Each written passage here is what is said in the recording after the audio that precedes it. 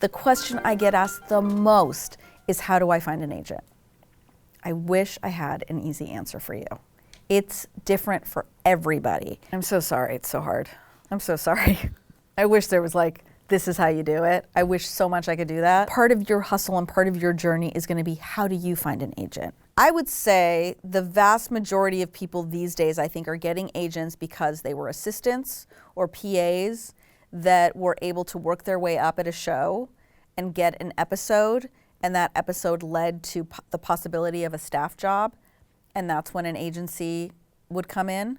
I think the other way is some of these programs. If you get into an ABC or NBC or CBS program, then sometimes agents will come to you. Basically, there needs to be some sort of vetting process. It's hard because there's so much material out there. Something like some of these programs, something like working your way up on a TV show becomes really essential because it means you've already gone through a process and you're already on your way, and it makes agents easier to acquire.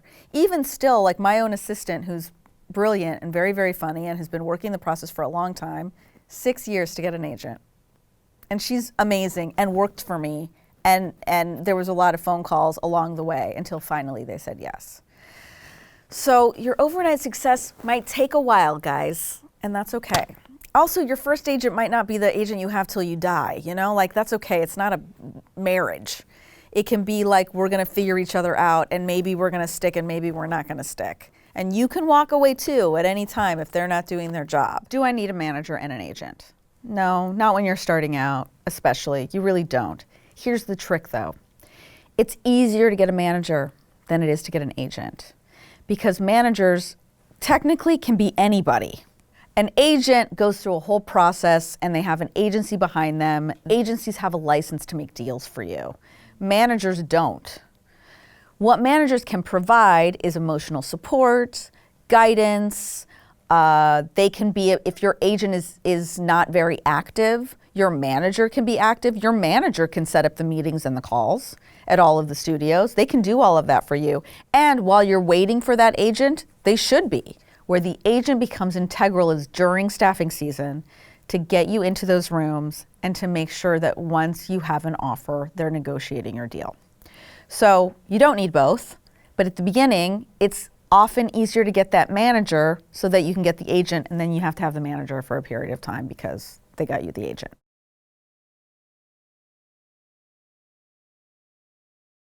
The manager-agent difference. The manager is supposed to look at your career and take your career into consideration when vetting job offers for you. The agents are just supposed to be getting you meetings to go on shows. It might not be for stuff that you're necessarily right for or not right for.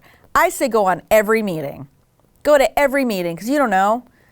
There might be somebody there that 3 years from now might remember you for something. So I say yes to every meeting you can go on. I do feel like the first thing that a manager can do or an agent can do when they sign you, give you notes on your script, tell you what they liked and didn't like, and if it requires a rewrite or if you need new samples. Some sort of sit down where you get very specific about who you are as a writer, what is important to you to write, what types of shows you want to write on, and making sure that the samples that you have ready to go support everything you've talked about, okay? Then they're all on the same page. Then once you're all on the same page, you should be going out and meeting with executives, people at the network, junior executives, assistants, people at all of the networks and studios, so that people around town start to get familiar with who you are and what you write. So that when pilot season does come around and they're looking for punch-up rooms or they're looking for people to try out, your name will come up as somebody that they should consider. Everybody that you can meet that's gonna be singing your praises, every single person who can possibly put a phone call in for you, so that if you read in the trades, oh my God, this is a show that I'm dying to write for. Who is the person? Who is the production company? Oh my gosh, I've met somebody at Sony, or I've met somebody at Happy Madison. I'm gonna put a call in or an email in or tell my agent to follow up with them so that hopefully I can get in there. You need to do that homework. You need to know who the production company is, which leads me to pods. Pods are producer-only deals that every studio has. Happy Madison is a pod. Norman Lear has Act 3 Productions. I have Glow Nation. Mike Royce has Snow Pants. We all have these little production companies that we are constantly developing our own material out of. Some are very small, like mine. Mine is me and my assistant. That's it. We're tiny. But Happy Madison has a bunch of junior executives that are reading and constantly meeting new people, and as projects are coming up, they want to hear them. After you've done the executive meetings, you'll meet with a pod, and maybe they have an article or a book or life rights on somebody, or they want to do a reboot of an already existing show. And they'll say, what's your take on that? Let's hear what you have to say about that thing. So pods are really important because they, again, make the world a little bit smaller. First you have these humongous networks, then you have these studios that work under the networks, then you have these pods. And the pods can sometimes be a great way in. And the other nice thing about pods is that they are your partner. So they can work with you on these pitch documents, on how to lay out the pitch, on these meetings, because they have people that they already know because of their relationships that they can introduce you to. So if a pod meeting is something that you go on, they end up liking you, they think you're really cool. Maybe they'll consider you if one of their pilots get picked up, or maybe they'll want to develop with you. Developing with you means that they have an idea that they want to work on with you to take out to market. You don't get paid for anything until you sell that, but you might go through the process with them because you're going to learn a ton by going through the process with them. Here are people that it's their job to read stuff, to read pitches, to go through this stuff. You can learn a lot by working with a pod. So that's what a pod is. And then you go out and you pitch, and usually you're pitching with a pod. Even if you just have an idea, a lot of times your agent will recommend that you go out with a pod with your original idea. So you'll pitch your idea to various pods. They'll say, oh, that seems in line with what we like to do here at our pod, and we're going to help you develop it even further and get you to really refine this pitch even more. And we're going to now be attached as producers, and we're going to help you to groom you to make sure that you are really ready, and we're going to be in the room with you, and we're going to be fielding questions with you and supporting you as you go out and sell this pilot. So for One Day at a Time, Act 3 was our pod, and we went out with Norman, but I've gone out with so many pods in the past, and they can be super, super helpful as you're learning and facilitating how best to do this. You gotta find your people. You have to find your people. It is vital. Nobody can do this alone. Maybe it's joining a theater company. Maybe it's at your workplace. You're able to find people that also shoot things and also wanna make stuff. If not, take a class. Now, classes can be expensive, but I think things like Groundlings and UCB and the Ruby and all of these are great resources, not just for classes so that you can learn and grow as a creator, but also for you to meet like-minded people. You need to start finding your people to read your material, to go over auditions with you, to read your specs before your agent reads your specs and give you notes on it. Also finding people that hold you accountable and that you hold accountable so that you can say, we're writing, we're gonna write every week, we're gonna bring new scenes in every week, and we're gonna meet. But I really think it's important to have some sort of tribe. The other reason why a tribe is important is because if you're building this group of people that you trust and that you like and that you respect, you can do things like, I'm gonna go pitch a pilot for the first time, can I pitch it for you guys and you guys give me notes?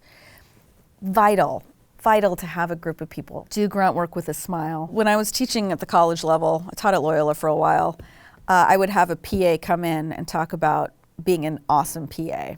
Because if you are an awesome PA, people will remember you. They remember the people that bring them the food and the cold drinks and the coffees. And if you crush at that, and then you come to these people after working with them for 6 months and getting their coffee and making sure their lunch was on time, and you say, can you read my script? I bet they're gonna say yes, because that's the other thing. Nobody has time to read anything. But if it's somebody who's been crushing it for you, you sort of feel beholden to do it, right? So how do you become that person? I just talked to a PA recently who had been on a show, and he was asking me if he could work for me. And I was like, you just were a PA, what about those writers? And he was like, oh, I never talked to them. I'm like, what? Then shame on you. You were in that system. Your job is to be there and to get to know them and to show them you're amazing and to find a way to ingratiate yourself without being annoying. I mean, look, it's all a dance. You got to take the temperature all the time. Am I being annoying? Am I being a crazy person? Am I being too quiet? I mean, my thing was too quiet. My thing was I didn't want to rock the boat. I wanted to be pleasant and likable. When sometimes I had funny things to say, but I was too afraid to say them, right? It takes time to build your confidence in that way. It's not something you just get overnight, but try to do that grunt work with a smile. Please don't be a jerk to PAs. There's one thing that I always get on writers about is when they're being jerks to our PAs. Look, there's general things too, guys, like not everyone's gonna like you, sometimes for no reason. or reasons you're just not going to know. Maybe you remind them of their ex or a babysitter that was mean to them, or I don't know. There's some writers I've worked with that I was not for them. I was not their person. And we were not going to, as hard as I tried, it wasn't going to happen. And I'm a crazy obsessive person, so I would, sit in that again and again, and what can I do, and what can I do? And it would move me away from doing the work of the work.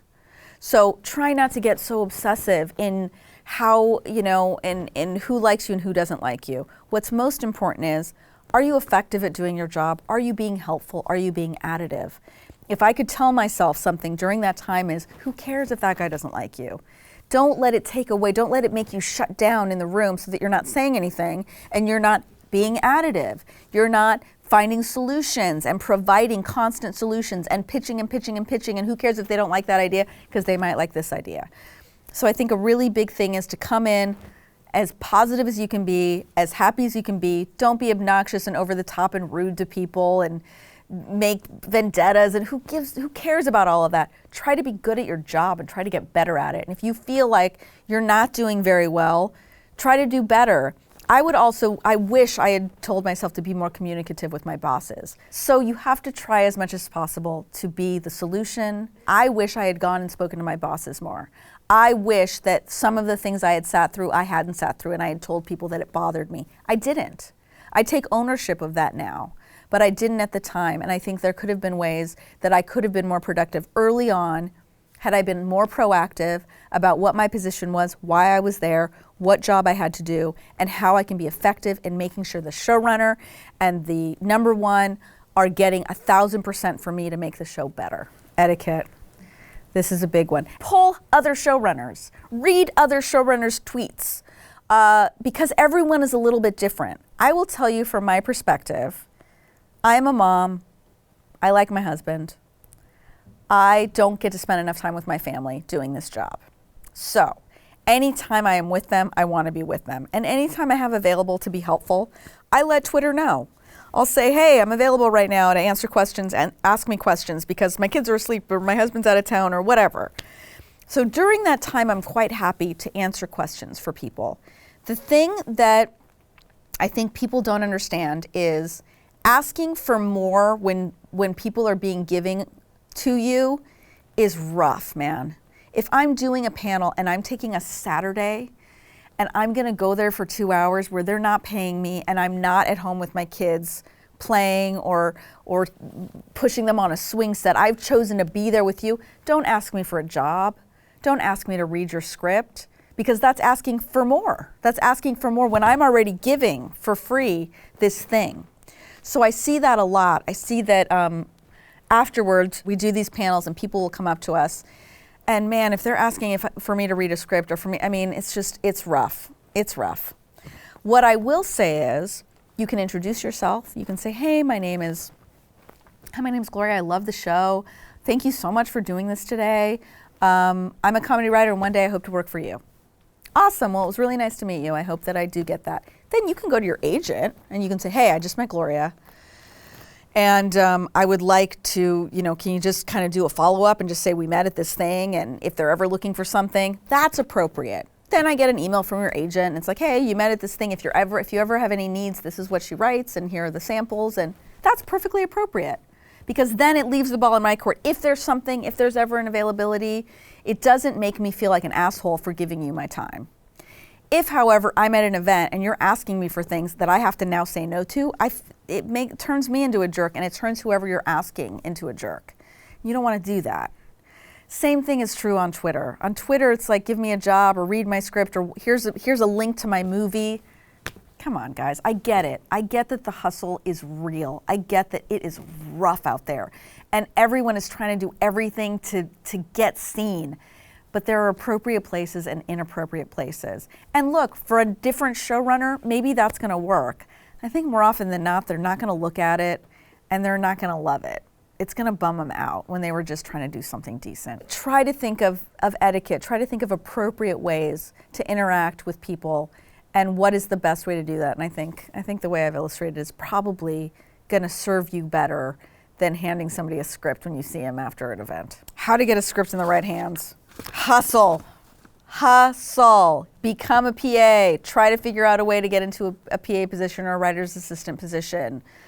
Do all of the programs, submit to all of those programs. Those are the best ways, I think, to get your material read right now. I had a show on the air and I still had tons of pieces of development because the hustle is, you're never like, I've now made it in Hollywood and you put your feet, that doesn't happen. That day never happens. You're constantly hustling. You're constantly thinking, what's the next thing I'm gonna write? What's the next thing I'm gonna work on? What if this show, well, what if we can't make it anymore? What else am I gonna write? What does that look like? So I'm constantly asking myself those questions, and it's the same stuff you have to ask yourself when you're making stuff. Like, if not this idea, then this idea. You might work for a year on the perfect pilot and then your agent hates it and they don't send it out, and so you gotta write something else. This is the gig. All right, we're gonna do some frequently asked questions and some questions that we got from Instagram and Twitter. So here we go. I would say in interviews, if I am having a showrunner meeting with you, I've already read your material, I've already probably called around about you, and I have a need. I'm not meeting people unless I have a need because I don't like to waste people's time because I don't like my time to be wasted. So if I am meeting you for a showrunner meeting for my show, then I am interested in you as a potential member of my staff. What that means is I want to know what it's like to hang out with you because I am subjecting myself and my staff to you. So are you cool? Are you chill? Are you funny? Are you nice to be around? Are you pleasant? That's what I want to know. I want to know if it's basically, I'm having you over to my family's house and you're going to live with us for a while. And are you weird? Are you odd? Do you make me feel awkward? Do you make odd jokes? Do you have, like, do we sync? Are we cool? Do we vibe with each other? That's what that meeting is. I've gone to some meetings where it's like, I did not vibe. I just didn't vibe with them. I just left going, oh no, we are not each other's people. I've also gotten those jobs sometimes, and then it was not a great experience for me because we weren't really the right match. So it's a date, man. We're on a date, and it's like, are we cool? That's what it is. Are we cool? Now, you might be cool, and then I'm like, oh my God, they were super cool. I want to hire them. Oh, I only have this much in my budget, and I can't because this person costs this much and this person costs this much. Shoot. I'm going to remember you. When people call me, I'm going to tell them about you. So don't leave that meeting and not get hired by me and think, oh my God, she hated me. It went terrible. Think like, all right, I got a showrunner meeting. How many people get that? What a win. So just keep doing that. Just keep doing that. Your job is to go and be yourself and be cool and like show them that you're funny and that you're interesting, but not too needy. It's a date. The best way to describe it is a date. It's a date with a showrunner that is non-sexual, that is for the purpose of working and chilling and being a person in the room that contributes. And what are you going to be like? Don't be weird. The best advice I've ever gotten is it's not personal. It's a hard one because as artists, everything is personal. Everything we share is our heart and our guts.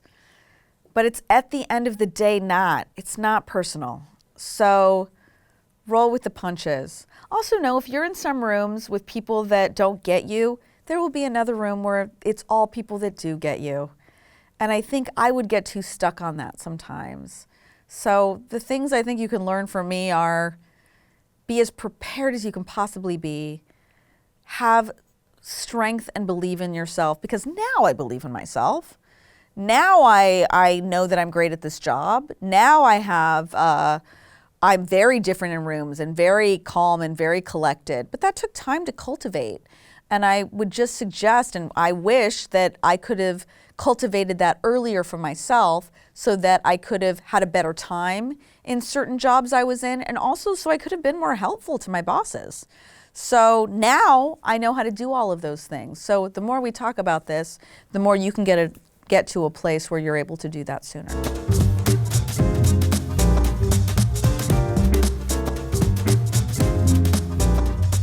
When you're starting out and your resume is bare, it's rough. I was doing my resume for the first time as an actress, And a friend of mine said, oh, write commercials, list available upon request. I didn't have any commercials, but it was list available upon request, made it seem like maybe I did. So there was a little bit of this fake it till you make it thing, right? Like I put every high school play I was in, I put every college play I was in, my resume was like this and I'd barely done anything. I think that the benefit that you guys have now is you have your phones. You guys can shoot stuff in your house. I mean, that just didn't exist unless somebody had a camera. And now these cameras are so amazing. You can shoot monologues. You can shoot these sort of vlogs and make them funny and interesting and sell yourself in that way, ways that I didn't have accessible to me at the time. So I would say shoot videos and put them on YouTube, and shoot shorts and submit them to comedy festivals. These are all things that you can challenge yourself and your friends to do, your tribe to do.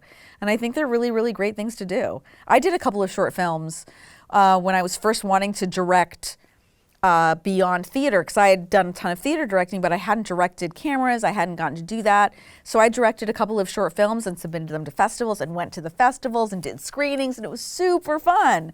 And I think that I learned a lot doing all that and also made connections while I was at those festivals. So hustle, hustle, hustle, babies.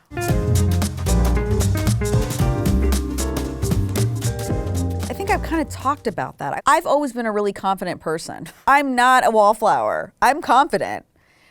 The one place where I shriveled was when I first walked into rooms. So that surprised me, because everywhere else in my life I was very confident. But once I did the work of getting in that space and I was with these guys, I was just like, oh my God. So I wish I had just been more confident. I think that that person who I was then would have been just fine in that room had I been able to get out of my own head, and had I not been so sensitive to some of the comments, and had I been able to defend myself more and say, that's not cool, that is cool, you, you're awesome, shut up. I wish I had had the strength to do it.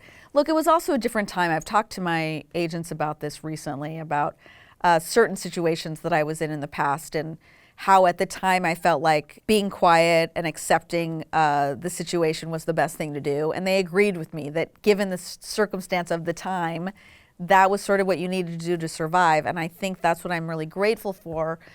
With more women and more inclusivity, I think that rooms have all gotten better and stronger, and that stuff that we used to have to put up with, you don't have to put up with anymore. I mean, I'm talking microaggressions, you know, but those things when you're already feeling a little vulnerable can be hard to get over. So I think the rooms are much better now. I hope they are, and I hope they continue to be really inclusive and warm and be a space where everyone can feel their best to crush it. But you might also be in a space that's not great. You might be in a situation where your boss is a monster and people you're working with are jerks. You still have to do your job. And how do you do that? And how do you find allies when maybe you don't have many allies? In order to get to the other side, in order to accomplish, in order to continue up this ladder, you have to find a way to get through it. And I'm here to tell you, you can. You can get through it. It might be difficult, but you can. What's essential in comedy writing? You gotta be funny. You've gotta be funny. If you're not funny, I don't think you should be doing comedy. I mean, that seems like a pretty straightforward thing. Look, the other thing is comedy is so subjective. Like, I might think something's funny that you don't think is funny. So it's finding the type of, if you think you're hilarious, then what is that hilarity? Like, what is that funny? Finding what that funny is and making sure that you're writing that funny and you're being submitted for that type of funny. Because there's different types of funny, as we know, it exists on TV. So I would say for a comedy writer, the essential is to be funny. The essential is to try to continue pitching, that your job is to pitch, your job is to provide solutions. Try to do so with joy and with kindness. I would say in a TV script, make sure to spell check, make sure to reread it, make sure that the formatting is correct. Those are tiny things, but they're important. They can make you look a little bit amateur hour when you know what you're doing. just make sure, especially if you're switching formats, if you're going from single to multi, like make sure that you know that you see a script from before. Try to get your hands on scripts, especially if there's already produced episodes. Look at them and make sure that you're formatting it correctly. I have actually partnered writers up before, and some people will ask me about partnering up with writers. And I think, that's really dependent on you. If you feel like you love having a partner that you work with, there's somebody that you've been writing with for a long time, you guys have a very shared vision of how you like to work and you want to go in and work together, I think that's awesome. What you need to know is that teams count as one entity. They don't count as two entities, they count as one. So how that's helpful is if I have a spot for one more writer and you're a team, you can have that spot. So you're cheaper, you're two for the price of one, which is amazing. And I do populate my room. I think we have 3 writing teams in the One Day at a Time writers room because they are amazing, work great together, and also I can fit them into my budget. The issue with that is they split a salary. And when you're taxed at 30% and then you have to pay your agent 10%, and you have to pay your manager 10%, that's 50% of your paycheck. And then 50% of that. So something to keep in mind. I also know writers that will start out as partners. I mean, I've partnered with people along the way. They partner up for a few years and then at some point they go, you know what? Now I kind of want to go out on my own and do my own thing. And they do that, but they've established themselves along the way and established themselves enough to be able to separate and start doing their own things. And now I partner up on movies because my time is limited. I want to have somebody else that I'm duking it out with. But for a very long time, my agents did not want me to partner on movies. I think they wanted me to get very clear about who I was and let the industry know who I was and who my voice was before I started partnering up. And now, finally, they're cool with me partnering up with other people on other projects, which I'm now getting to do, which is super cool. But at the beginning, I can see, looking back, why they wanted that to be the case. And so I'm glad I took the road that I took. But there are definitely writers that like to do the partnering thing. And if that's your jam, then do it. Work-life balance. I have a lot to say on work-life balance because I also hear a lot from young women who want to be moms and who want to get married and who are afraid they can't do that if they become a writer, because I hope I've made clear that it's not like 4 hours a day that you're writing. It is nonstop hustle. Nonstop hustle. You are writing on one thing, but then you are developing another thing, but then you are in, and by the way, some writers' rooms, I mean, the One Day at a Time writers' room is, we're done at around 6. There are some writers' rooms that you're there till 10, 12, 2 in the morning. Some writers' rooms, you're coming in on the weekends.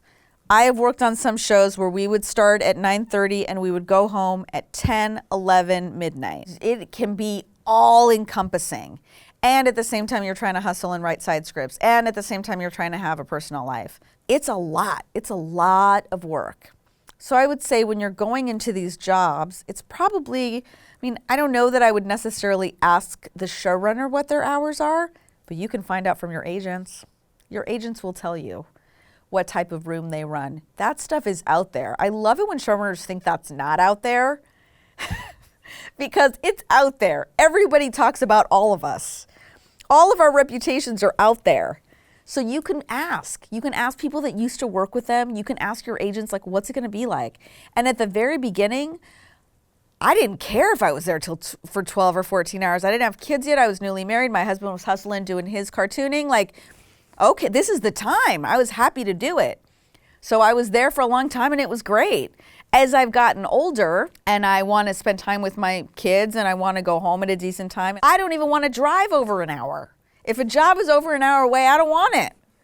Because I don't want to be in the car an hour that way and an hour that way. That's 2 hours of my life I don't get to be with my kids. I'm not interested. So these are all questions that you can ask.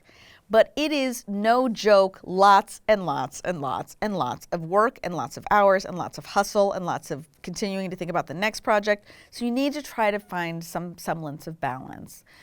And what I would say on that front is it requires help.